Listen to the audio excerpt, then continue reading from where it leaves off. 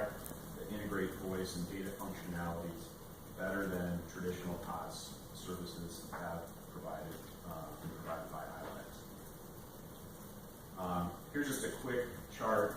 Sorry, you're keeping up with me. I forgot my cues there, but it just shows, a number of different communications technologies and how they're regulated.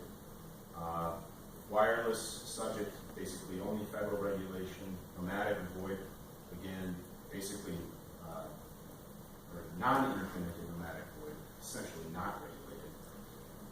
Interconnected nomadic VoIP, which a lot of the VoIP providers now provide, that's the Vonages and Reach, companies like that, are again only federally regulated.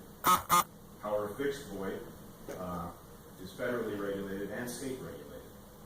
However, we don't regulate video conferencing, texting. Then you get to wireline telephone, there's federal and state regulation for those. Email, social media, and information services not regulated. Next slide. One of the arguments that's been made against this bill is that it will essentially eliminate important consumer protections in the traditional telephone regulatory scheme under state law if this bill is passed. But in reality, the FCC continues to have, as the slide I showed earlier, in that IP-enabled services docket, a broad regulatory overlay on a national basis over these services. The bill would not preclude the Minnesota Attorney General from enforcing the existing state consumer protection laws. And in our view, there's really no need to subject VoIP providers to the additional panoply of legacy state sort of public utility style regulation. One other important point that we have tried to make in the legislative debate is on 911 funding. And this chart, I think, illustrates pretty clearly that not everybody is on equal footing in terms of how they're contributing, paying for 911 and tap and TAN services in Minnesota. As I stated earlier, the FCC estimates there are 116 VoIP providers operating in Minnesota, but according to the Minnesota's 911 agency records, only 75 VoIP providers pay 911 fees. Only 26 VoIP providers actually pay tap and TAN, and 41 providers pay nothing. So that chart just kind of illustrates what we think that this bill also, what the bill would do is essentially require all VoIP providers to pay into these funds. It settles that issue as a matter of state law. So we think that's an important part of the legislation. And then finally, point we've made a lot, this is just a map of all of the states across the country that have passed some form of VoIP regulatory reform. 32 states from a variety of political demographics in terms of who's running the state, those states. And a lot of this, again, I think was done after the FCC essentially sort of opened the door for this by preempting Minnesota's regulations. A lot of states have followed suit. And so one thing that's important is that you kind of think that the genie's been let out of the bottle here. And a lot of people have said, well, why don't you just regulate interconnected VoIP or unregulated VoIP provider? You can't do that because the federal government has essentially said we're preempting state regulation for those services. So we feel the answer is to level the playing field by essentially creating a law that treats all VoIP providers the same, requires them to pay the same amounts into TAP 10 and 911 funds, and let the market work. So that's all I have. I'm happy to turn it over to Jason or answer any questions. Just sort of a question on the difference between fixed and nomadic VoIP. It seems obvious that the nomadic, if it's nomadic, you can be anywhere with your computer and do it. But from both a technological and a regulatory framework, without a difference, or why would you treat two differently for purposes of regulation other than the complexity of trying to track down a moving computer? Well, I think there is the nomadic service did have that quality to it of being able to call somebody from, it's like a portable service essentially.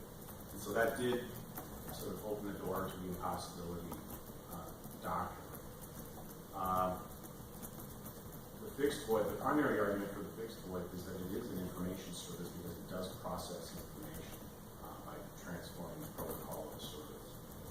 And so, we're not just concerned about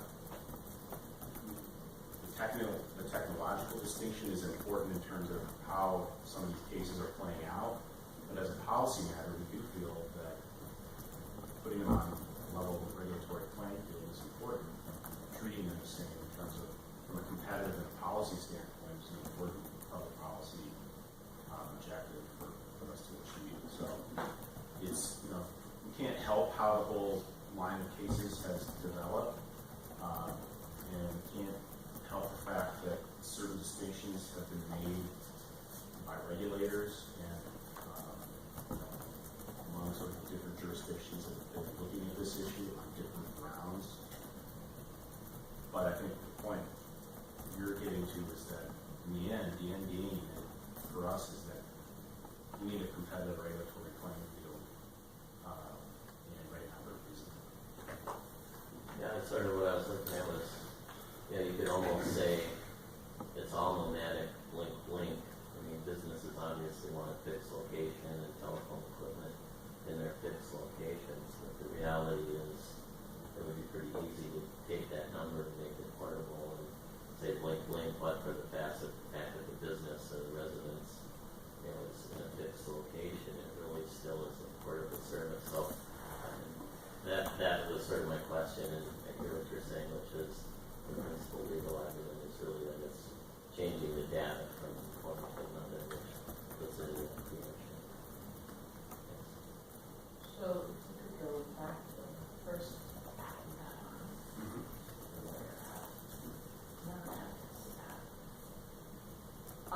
when the Department of Commerce filed their suit and when the PUC asserted jurisdiction,